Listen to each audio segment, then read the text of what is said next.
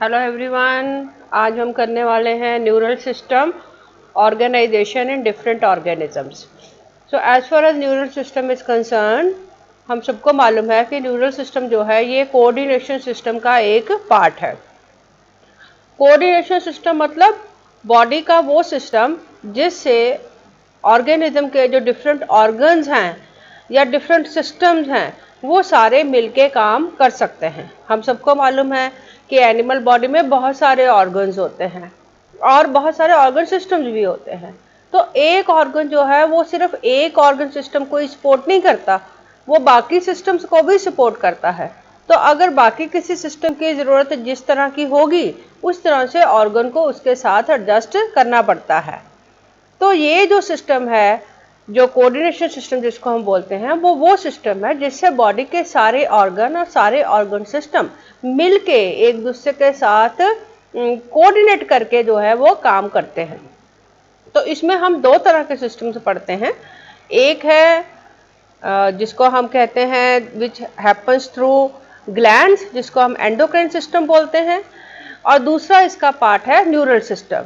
Endocrine system वो system है जिसमें जो बॉडी के डिफरेंट ग्लैंड्स होते हैं जो डिफरेंट डिफरेंट रीजन्स में लोकेटेड हैं।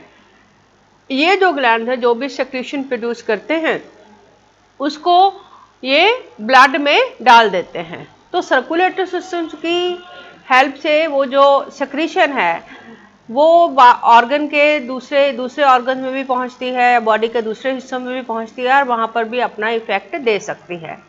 तो इस सिस्टम का जो काम है वो केमिकल सेक्रेशन की मदद से होता है जिसको हम हार्मोन बोलते हैं। तो एंडोक्राइन सिस्टम क्या हुआ? वो सिस्टम जिसमें ग्लैंड बहुत सारे हार्मोन्स प्रोड्यूस करते हैं और वो हार्मोन ब्लड के सर्कुलेशन से दूसरे ऑर्गन में पहुंचते हैं। इसके कंपैरिजन में जो दूसरा पार्ट है कोऑर्डिनेशन सिस्टम है वो है न्यूरल सिस्टम। न्यूरल सिस्टम वो सिस्टम है जिससे जो बॉडी में जो डिफरेंट ऑर्गन्स हैं वो ऑर्गन एक दूसरे के साथ पॉइंट टू पॉइंट कनेक्शन बनाते हैं। पॉइंट टू पॉइंट कनेक्शन का मतलब हुआ कि बॉडी का हर ऑर्गन दूसरे ऑर्गन के साथ या कुछ मेन ऑर्गन्स के साथ जुड़ा हुआ है। तो वो सिस्टम जिससे बॉडी के डिफरेंट ऑर्गन्स एक दूसरे के साथ डायरेक्ट लिंक बनाते हैं। पॉइंट टू पॉइंट कनेक्शन का मतलब होता है डायरेक्ट लिंक, उसको हम न्यूरल सिस्टम बोलते हैं। तो न्यूरल सिस्टम में जो ऑर्गेनिज्म है उसके जो कोऑर्डिनेशन सिस्टम है वो ज़्यादा क्विक होता है as compare to endocrine system. तो डिफरेंट एनिमल्स में डिफरेंट तरह के डिफरेंट ऑर्गेनाइजेशन लेवल हैं जिसकी वजह से हम डिफरेंट ऑर्गेनिज्म में अलग अलग थोड़ी तब्दीली हमें दिखाई देती है कि ये अपने बॉडी को कोऑर्डिनेट कैसे करते हैं। लेकिन इसके साथ साथ इनमें कुछ कॉमन फीचर्स भी हैं। तो आज हम पढ़ेंगे न्यूरल सिस्टम के बारे में, जिसमें हम पढ़ेंगे कि डिफरेंट ऑर्गेनिज्म में जो उनका जो बॉडी का कोऑर्डिनेशन है या वो उनकी बॉडी के जो डिफरेंट ऑर्गन्स हैं वो कैसे मिलके काम करते हैं। तो सबसे पहले हम कर लेते हैं न्यूरल सिस्टम की डेफिनेशन। न्यूरल सिस्टम क्या है?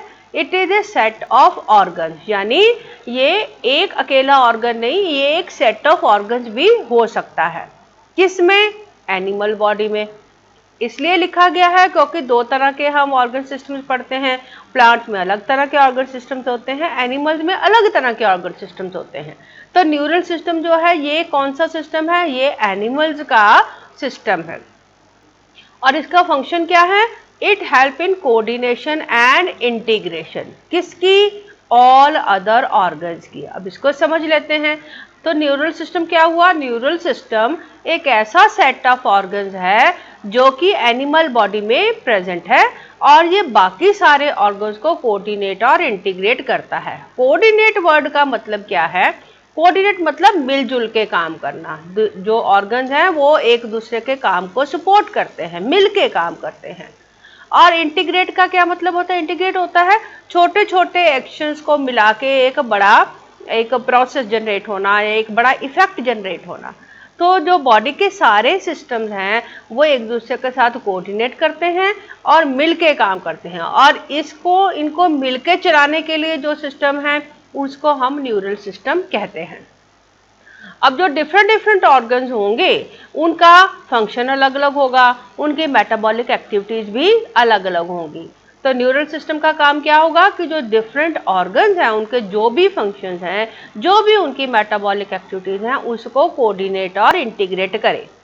इसके साथ हम देखते हैं कि न्यूरल सिस्टम का एक और फंक्शन है, वो है होम्योस्टैटिक एक्टिविटीज को रेगुलेट करना। अब ये समझने की कोशिश करते हैं कि होम्योस्टैटिक एक्टिविटीज क्या होती हैं। होम्योस्टैटिक एक्टिविटीज का मतलब वो एक्टिविटीज जिससे बॉडी जो है, अगर कोई इमरजेंसी कंडीशन जनरेट होती है, कोई भी इमरजेंसी सिचुएशन बन जाती है जिसमें बॉडी के ऑर्गन्स को अलग तरह से फंक्शन करना पड़ता है, उनके फंक्शन बढ़ जाते हैं या घट जाते हैं, तो इस स्थिति के दूर होते ही, यानी जैसे ही जो इमरजेंसी सिचुएशन दूर होती है, बॉडी नॉर्मलाइज हो जाती है। तो हर ऑर्गेनिज्म में, एनिमल बॉडी में एक टेंडेंसी है बॉडी की कि body it tends to return to its normal situation, जिसमें हमने एग्जांपल लिया था कि कोई भी सिचुएशन होती है तो उसमें मान लीजिए अगर आप हंसते हैं तो कुछ देर के लिए हंसते हैं, उसके बाद नॉर्मल हो जाते हैं, दुखी होते हैं थोड़ी देर के लिए दुखी होते हैं, फिर नॉर्मल हो जाते हैं। तो बॉडी की टेंडेंसी क्या है? नॉर्मल सिचुएशन को मेंटेन करने की। या अगर हम टेम्परेचर के में हम एग्जांपल लें तो बॉडी की टेंडेंसी क्या है कि body tries to maintain normal body temperature which is around 37 degree centigrade. तो अगर गर्मी ज़्यादा होती है तो बॉडी का टेम्परेचर बढ़ जाता है, लेकिन बॉडी स्वेट जनरेट करके या पसीना बहा के बॉडी उसको टेम्परेचर को नीचे लाने की कोशिश करती है।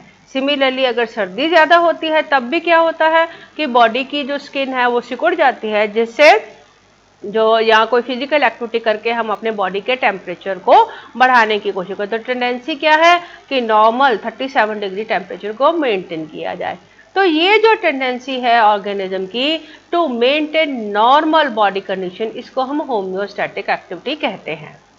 तो हमने क्या देखा कि न्यूरल सिस्टम जो है इसमें भी हेल्प करता है। तो अगर हम मोटे तौर पे देखें तो न्यूरल सिस्टम के दो फंक्शन हुए। एक हुआ कि ये डिफरेंट ऑर्गन्स के फंक्शंस और मेटाबॉलिक एक्टिविटीज को कोऑर्डिनेट और इंटीग्रेट करता है, और दूसरा ये बॉडी के होम्योस्टैटिक एक्टिविटीज को कोऑर्डिनेट करता है। और अगर हम देखें कि न्यूरल सिस्टम जो है ये एक स्पेशल टाइप ऑफ सेल से बना हुआ है। अब ये स्पेशल टाइप ऑफ सेल्स कौन से हैं? ये स्पेशल टाइप ऑफ सेल्स ऐसे सेल्स हैं जो कि स्टिमुलाई को डिटेक्ट कर सकते हैं, रिसीव कर सकते हैं और ट्रांसमिट कर सकते हैं। अब इसमें अगर हम देखें तो पहले हमें देखना पड़ेगा कि स्टिमुलाई क्या है। स्टिमुलाई का मतलब एनी चेंज इन एक्सटर्नल और इंटरनल इन्वायरमेंट। किसी भी वजह से ऑर्गेनिज्म की बॉडी का इंटरनल इन्वायरमेंट या एक्सटर्नल इन्वायरमेंट अगर चेंज होता है तो ये जो इन्फॉर्मेशन है ये बॉडी को जो जिस फॉर्म में मिलती है उसको हम स्टिमुलस कहते हैं। स्टिमुलस मतलब एनी चेंज इन एक्सटर्नल और इंटरनल इन्वायरमेंट। और इस स्टिमुलाई को डिटेक्ट कौन करता है? डिटेक्ट मतलब पहचानता कौन है, रिसीव यानी उसको ग्रहण कौन करता है, और ट्रांसमिट यानी दूसरे ऑर्गन्स तक कौन लेके जाता है। वो वाले जो सेल्स हैं उनको हम क्या कहते हैं? न्यूरॉन्स। तो क्या हुआ? न्यूरॉन्स ऐसे स्पेशलाइज्ड सेल्स हैं जो स्टिमुलाई को डिटेक्ट कर सकते हैं, रिसीव कर सकते हैं और एक से दूसरे ऑर्गन में लेके जा सकते हैं। तो हमारी बॉडी में कई लाखों, कई बिलियन हमारी बॉडी में न्यूरॉन्स होते हैं, लेकिन बॉडी में कोई हिस्सा ऐसा भी है जहां पर ये न्यूरॉन जो है ये सॉलिड मास की तरह इकट्ठा हो रखा है। ऐसे पार्ट्स को हम गैंग्लियन बोलते हैं। तो गैंग्लियन मतलब ऐसे सॉलिड मास जो कि नर्वस टिश्यू से मिलकर बना हुआ है, जिसमें बहुत सारे न्यूरॉन्स हैं। तो यानी न्यूरॉन्स या गैंग्लियंस ये सिमिलर फंक्शन करते हैं, यानी ये बॉडी को स्टिमुलाई को डिटेक्ट करने में, रिसीव करने में और ट्रांसमिट करने में हेल्प करते हैं। लेकिन न्यूरल सिस्टम डिफरेंट ऑर्गेनिज्म में डिफरेंट तरह का है। जैसी ऑर्गेनिज्म की कॉम्प्लेक्सिटी है वैसे ही न्यूरल सिस्टम की कॉम्प्लेक्सिटी है। यानी अगर ऑर्गेनिज्म कॉम्प्लेक्स है तो उसका न्यूरल सिस्टम भी कॉम्प्लेक्स है, और अगर ऑर्गेनिज्म सिंपल है तो उसका ऑर्गन सिस्टम सिंपल है। तो इसके हम कुछ एग्जाम्पल से इसको समझने की कोशिश करेंगे। अब इसमें हम डिफरेंट ऑर्गेनिजम्स में हम देखते हैं कि अगर ऑर्गेनाइजेशन लेवल अलग है तो उसमें जो न्यूरल सिस्टम का जो ऑर्गेनाइजेशन है वो भी अलग है। तो तीन तरह के एग्जाम्पल्स हम ले सकते हैं, जैसे हाइड्रा हो गया, इंसेक्ट्स हो गए और हायर वर्टिब्रेट्स हो गए। अब जो हाइड्रा है ये लोअर इनवर्टिब्रेट्स का एग्जाम्पल है, insect somewhere in between higher and lower invertebrates का एग्जाम्पल लिया गया है, और हायर वर्टिब्रेट्स में हमारे पास एग्जाम्पल आ जाएगा ह्यूमन बींग्स का। अगर हम हाइड्रा की बात करें तो हाइड्रा जो है ये एक ऐसा ऑर्गेनिज्म है जिसमें वर्टिब्रल कॉलम नहीं होता। हमने देखा है कि हम एनिमल्स को दो तरह के कैटेगरीज में डिवाइड करते हैं, वर्टिब्रेट्स और इनवर्टिब्रेट्स। वर्टिब्रेट्स बोल रहे हैं तो वो ऑर्गेनिज्म जिनमें वर्टिब्रल कॉलम है यानी बैकबोन है, और इनवर्टिब्रेट मतलब जिनमें बैकबोन नहीं है। तो इनवर्टिब्रेट्स जो है ये कंपैरेटिवली सिंपलर होते हैं एज कंपेयर टू वर्टिब्रेट्स। अब इनवर्टिब्रेट्स में भी लोअर इनवर्टिब्रेट मतलब इनवर्टिब्रेट्स में भी सिंपलर ऑर्गेनिज्म, तो उसमें एक एग्जांपल है हाइड्रा का। ये पिक्चर दिया है हमने हाइड्रा का। तो ये जो ऑर्गेनिज्म है इसमें बहुत सारा सेलुलर ऑर्गेनाइजेशन नहीं होता, यानी कोई ऑर्गन सिस्टम का बहुत अच्छा डेवलपमेंट इसमें आपको नहीं दिखेगा, कोई बहुत टिश्यूज डेवलप नहीं दिखेंगे। तो ऐसे ऑर्गेनिज्म में जो न्यूरल सिस्टम है वो किसके मदद से होगा, that is with the help of neurons. यानी इसकी बॉडी में भी ऐसे न्यूरॉन्स हैं, ऐसे सेल्स प्रेजेंट है, नर्व सेल्स प्रेजेंट हैं जो कि इसकी बॉडी में सारी बॉडी में स्कैटर्ड हो सकते हैं। तो ये जो सारे न्यूरॉन हैं ये एक दूसरे के साथ मिलके ऑर्गेनिज्म की बॉडी को और कोऑर्डिनेट करते हैं। इसके बाद अगर हम दूसरा एग्जाम्पल देखें इसका, तो उसमें हम एग्जाम्पल देखते हैं इंसेक्ट्स का। इंसेक्ट जो है ये कंपैरेटिवली बेटर डेवलप्ड है एज कंपेयर टू हाइड्रा।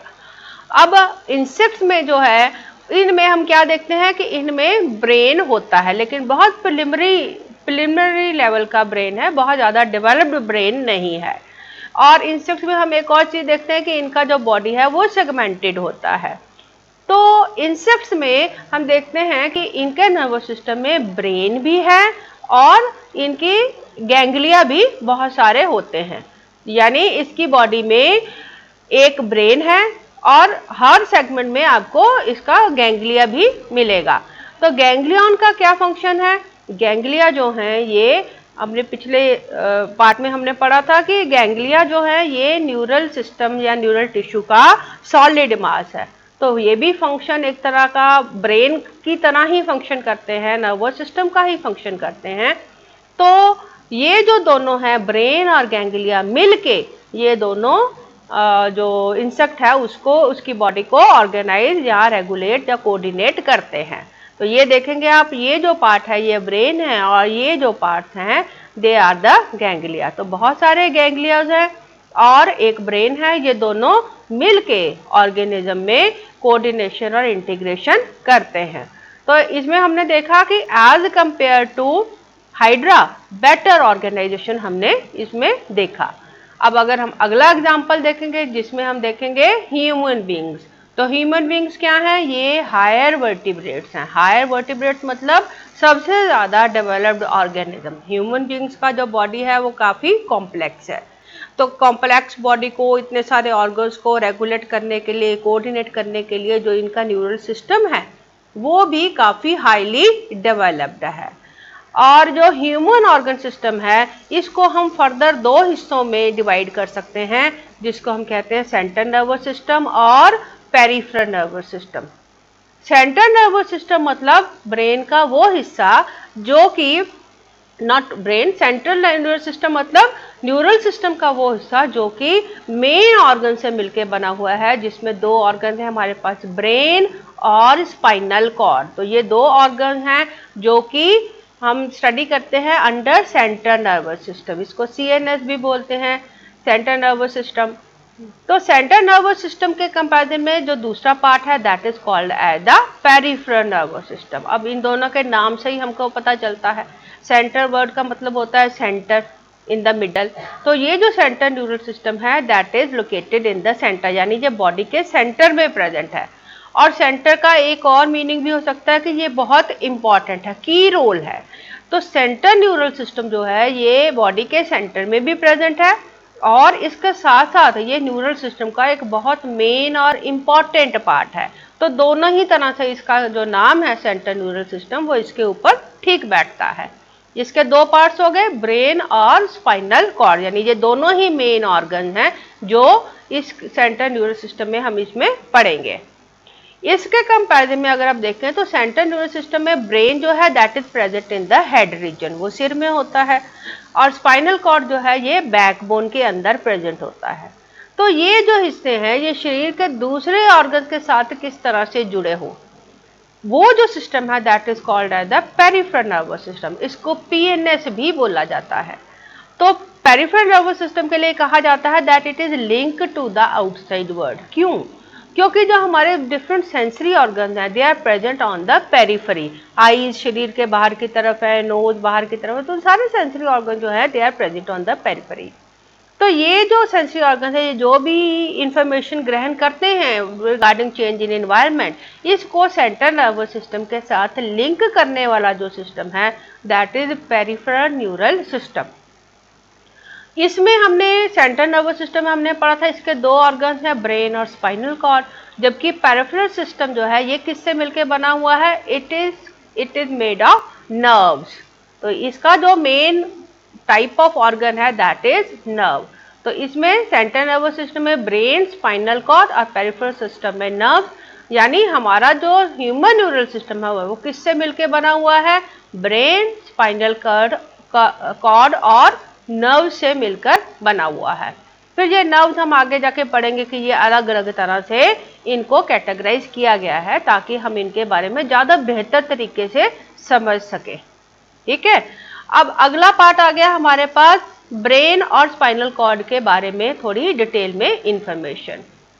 जो ब्रेन है ये साइट ऑफ इंफॉर्मेशन प्रोसेसिंग और कंट्रोल यूनिट है, यानी जो जितना भी हमको स्टिमुलस मिलता है, जो भी हमको इंफॉर्मेशन मिलती है उसको उसका जो सही में जो प्रोसेसिंग है, यानी उसके बारे में जानकारी को का जो विश्लेषण है या उसका जो अंडरस्टैंडिंग है वो कहाँ डेवलप होता है, that happens in the central nervous system, इसलिए इसको प्रोसेसिंग यूनिट बोला जाता है। मास्टर कंट्रोल यूनिट मतलब कि सारा जो बॉडी का कंट्रोल है वो सेंट्रल नर्वस सिस्टम में के अंडर आता है।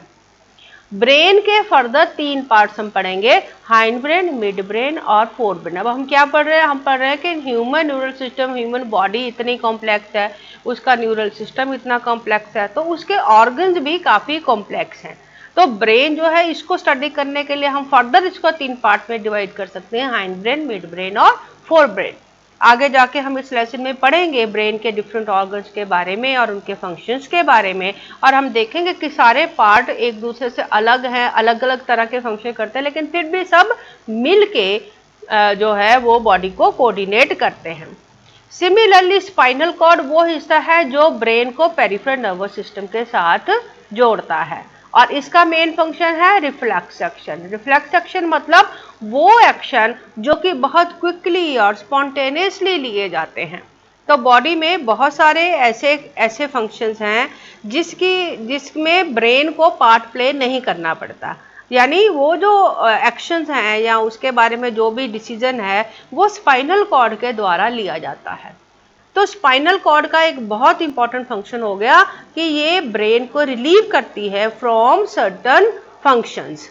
कुछ फंक्शंस को स्पाइनल कॉर्ड अपने तौर पे निपटा सकता है, कर सकता है, और ऐसे फंक्शंस को रिफ्लेक्स एक्शंस कहा जाता है।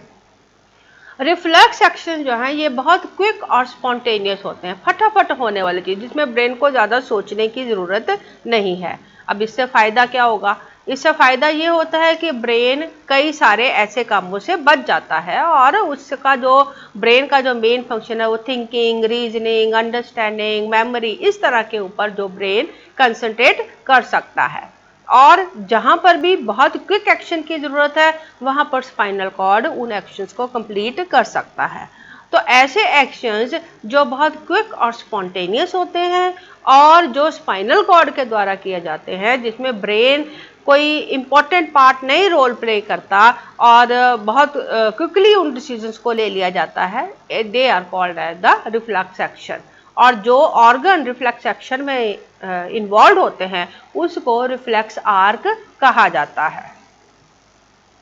ये जो पिक्चर है ये हमको ह्यूमन न्यूरल सिस्टम यानी सेंट्रल नर्वस सिस्टम के एक पार्ट के बारे में बता रही है, that is about the brain. Brain जो है इसके तीन पार्ट्स हमने पढ़ा कि हाइंड ब्रेन, मिड ब्रेन और फोर ब्रेन है। ये तीन पार्ट्स ब्रेन को बनाते हैं। जो ब्रेन का जो मैक्सिमम पार्ट है that is made by the fore brain. Fore brain का भी जो मैक्सिमम पार्ट है that is made by cerebrum. तो सेरिब्रम ब्रेन का वो हिस्सा है जो कि ब्रेन का मैक्सिमम वॉल्यूम बनाता है। इसका फंक्शन भी बहुत सारा है। ब्रेन का जो आमतौर पे जो भी आप फंक्शन सोच सकते हैं कि ये सोचता समझता है और ये अंडरस्टैंड करने में, मेमोरी में, वो बेसिकली वो सारा फंक्शन जो है वो सेरिब्रम का फंक्शन है। तो सेरिब्रम सबसे बड़ा और सबसे इंपॉर्टेंट और बहुत सारे फंक्शंस करने वाला पार्ट है। मिड ब्रेन मिडल पार्ट है और हाइंड ब्रेन जो है ये ब्रेन का पीछे वाला और नीचे वाला हिस्सा है। इसको फर्दर 3 पार्ट्स में डिवाइड कर सकते हैं, पोन्स, मेडुला और सेरिबेलम में। तो ये वाले जो सेरिबेलम है ये आमतौर पे जो इंटरनल ऑर्गन्स है उसकी कोऑर्डिनेशन के लिए, मोटर एक्टिविटीज के लिए ये जो फंक्शन है वो कंट्रोल होते हैं। तो सभी ऑर्गन, सभी पार्ट्स आप देखेंगे ब्रेन के वो अलग अलग फंक्शन करते हैं। अलग अलग फंक्शन करने के बावजूद उनका एक कॉमन या इंटीग्रेटेड फंक्शन है कि वो बॉडी को कंट्रोल भी करते हैं। यानी कहने का मतलब ये है कि जैसे जैसे ऑर्गेनिज्म का ऑर्गेनाइजेशन लेवल बढ़ता है, कॉम्प्लेक्सिटी बढ़ती है, तो हम देखते हैं कि जो ऑर्गन सिस्टम है वो भी बेटर डेवलप्ड है और ऑर्गन सिस्टम के साथ साथ जो ऑर्गन उसमें इन्वॉल्व हैं वो भी काफ़ी कॉम्प्लेक्स और बेटर डेवलप्ड है। ये जो पिक्चर है ये हमें सेंट्रल नर्वस सिस्टम के दूसरे पार्ट के बारे में बता रही है which is called as spinal cord. Spinal cord क्या काम करता है? ब्रेन को पेरिफेरल नर्वस सिस्टम के साथ जोड़ता है। यानी ये वो पार्ट है जो ब्रेन और बाकी ऑर्गन्स जो कि नर्व से जुड़े हुए हैं उनको जोड़ने वाला पार्ट है। इसका मेन फंक्शन रिफ्लेक्स एक्शन। ये पिक्चर हमें रिफ्लेक्स एक्शन के बारे में जानकारी देती है। अब इसमें अगर हम देखें तो जो भी कोई इंफॉर्मेशन है, अगर कोई चेंज हो रहा है तो वो स्टिमुलस कहाँ पर जनरेट हो रहा है? स्किन में।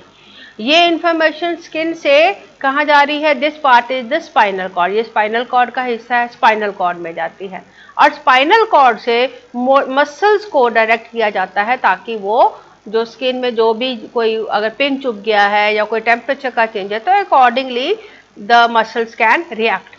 अब इसमें आप देखेंगे स्किन है, स्पाइनल कॉर्ड है और मसल्स है।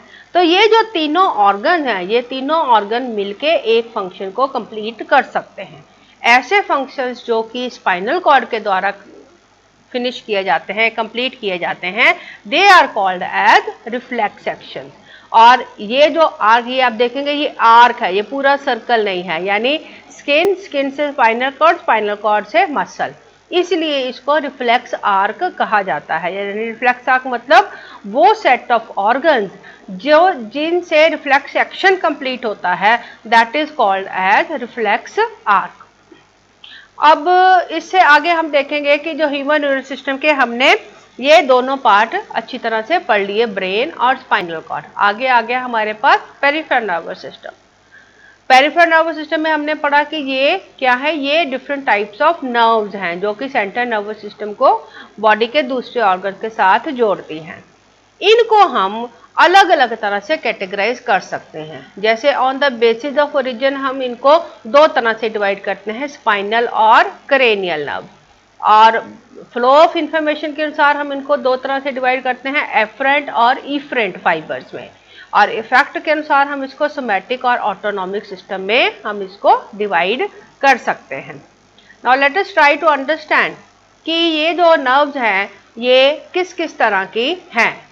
पहले on the basis of origin, यानी ये कहाँ से ओरिजिनेट होती हैं, शुरू कहाँ से होती हैं।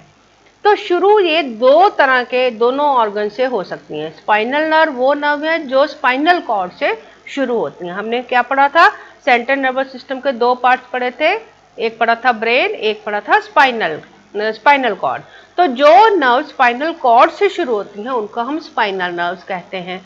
और क्रेनियल नर्व ये वो नर्व्स हैं जो ब्रेन से शुरू होती हैं। और इनकी लोकेशन में भी थोड़ा सा फर्क है कि स्पाइनल कॉर्ड क्योंकि बॉडी के पूरे बॉडी में थॉरस जो हमारे जो मिडल पोर्शन है, एब्डोमेन है, उसमें है। तो इसमें स्पाइनल कॉर्ड बॉडी के ज़्यादा वाइडर एरिया को कवर करती है, जबकि क्रेनियल नर्व ये किस एरिया को कवर करती हैं? हेड और नेक रीजन को। तो जो स्पाइनल कॉर्ड है इसके हमारी बॉडी में 31 पेयर्स होते हैं, जबकि स्पाइनल कॉर्ड क्रेनियल नर्व के हमारे पास 12 पेयर्स होते हैं।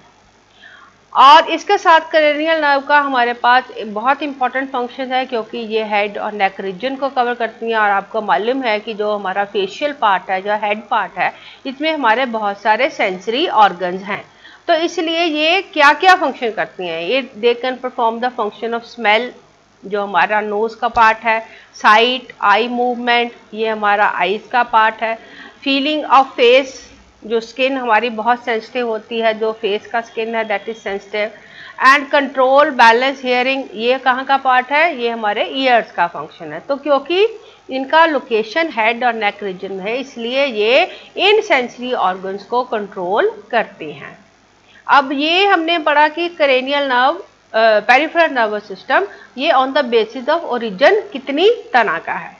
इसी तरह अगर हम देखें तो on the basis of flow of information, यानी इंफॉर्मेशन कहाँ से कहाँ को जाती है, उसके अनुसार पेरिफेरल नर्वस सिस्टम दो तरह से डिवाइडेड है, that is afferent fibres and efferent fibres.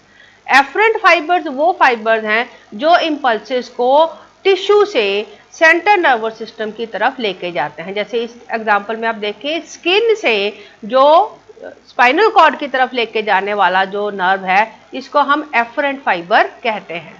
और इफरेंट फाइबर कौन से हैं, जो सेंट्रल नर्वस सिस्टम से ऑर्गन की तरफ जाते हैं। यानी ये सेंट्रल नर्वस सिस्टम हो गया, स्पाइनल कॉर्ड, इससे मसल की तरफ जाने वाले जो फाइबर्स हैं या नर्व्स हैं, उनको इफरेंट फाइबर्स बोला जाता है।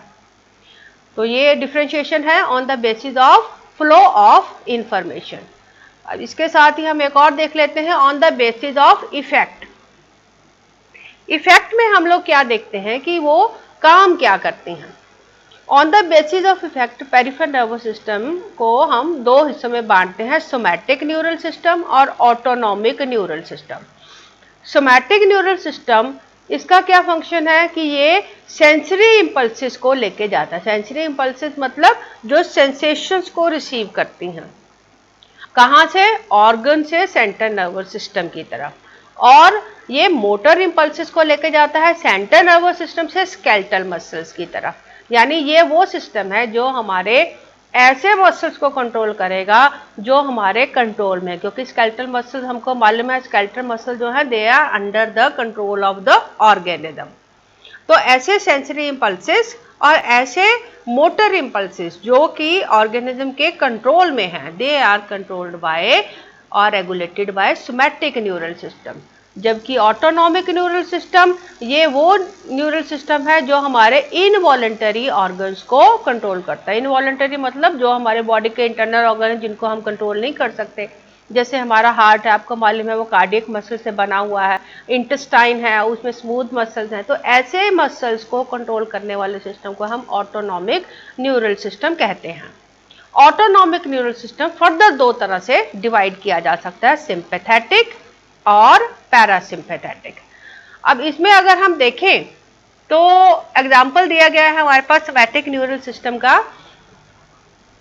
सोमैटिक न्यूरल सिस्टम में हमारे पास जैसे ये एग्जाम्पल दिया है कि हमने ये स्केलेटल मसल ड्रॉ किया है। सो स्केलेटल मसल जो है ये जिस नर्व से हमारी बॉडी के सेंट्रल नर्वस सिस्टम के साथ जुड़े हुए हैं, that is called as the somatic neural system. तो ये जो है दोनों तरह के इंपल्सेस हो सकते हैं, सेंसरी इंपल्सेस भी हो सकते हैं और मोटर इंपल्सेस भी हो सकते हैं। जबकि जो ऑटोनॉमिक न्यूरल सिस्टम है, इसमें हमने एग्जांपल लिया है हार्ट का, जो कि हमारे कंट्रोल में नहीं है, हम उसकी जो मस्कुलर कंट्रैक्शन है उसको कंट्रोल नहीं कर सकते। तो that is called as the autonomic neural system, जिसको दो हिस्सों में फिर से बांटा जा सकता है, that is sympathetic. Sympathetic system जो है ये बॉडी को प्रिपेयर फॉर एक्शन, यानी जब भी हमें कोई इमरजेंसी डिसीजन लेना है जिसमें क्विक एक्शन करना है, तो ऐसे जो इम्पल्सेस हैं they are controlled by the sympathetic. और parasympathetic, it creates the impulses like feed or breed and rest and digest.